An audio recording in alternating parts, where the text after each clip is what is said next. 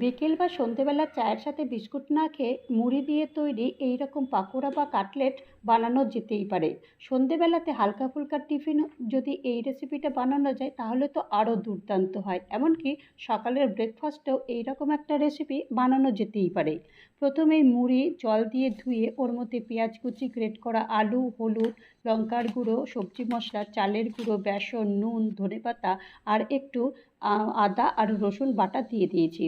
দিয়ে এর মধ্যে ভালো করে এটাকে মেখে নিয়েছি। মেখে নেওয়ার পর এর থেকেই গোল গোল করে চ্যাপ্টা মতো করে বানিয়ে নিয়েছি।